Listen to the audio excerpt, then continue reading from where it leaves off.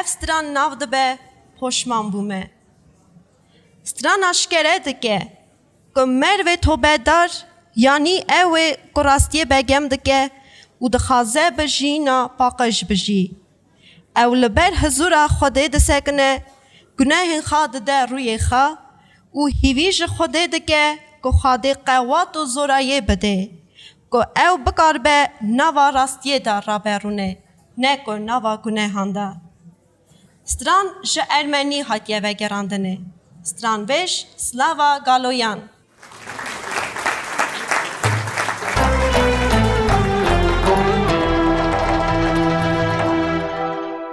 پشمان بوم خادم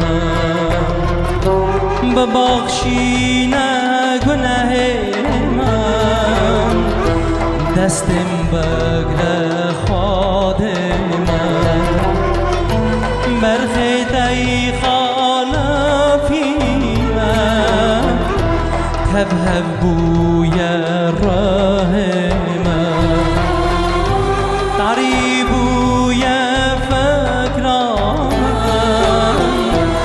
سرگرد دل من وزن آهزنی من پشمان بوم خود من پشمان بوم خود من ببخشین گناه من پشمان بوم خادم پشمان بوم خادم پشمان بوم خادم ببخشین گناه من پشمان بوم خادم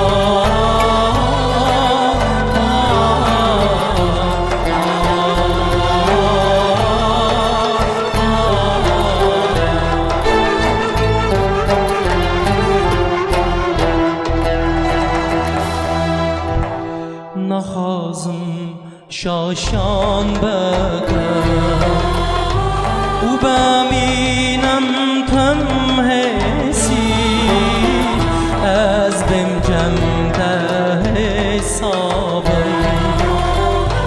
از کرنات بسترم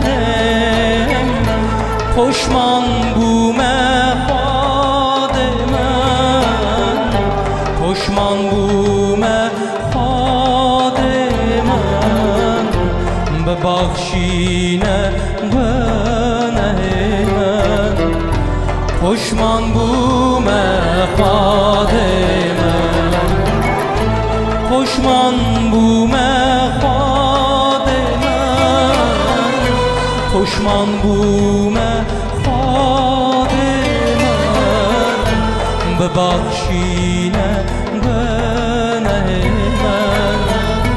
پشمان بوم خود من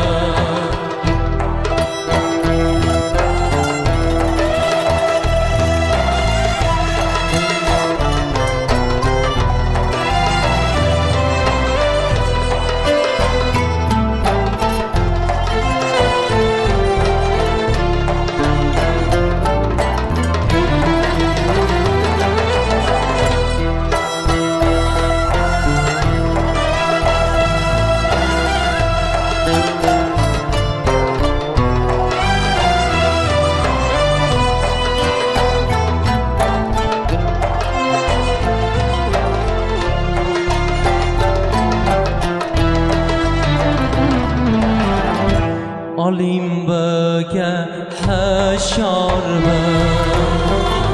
به مگورات دادم جینامنی هب کدی دراست بگی جندی پشمان بومه خادمن پشمان بومه خادمن ببخشینه گناه من پشمان بومه خادمن پشمان بومه خادمن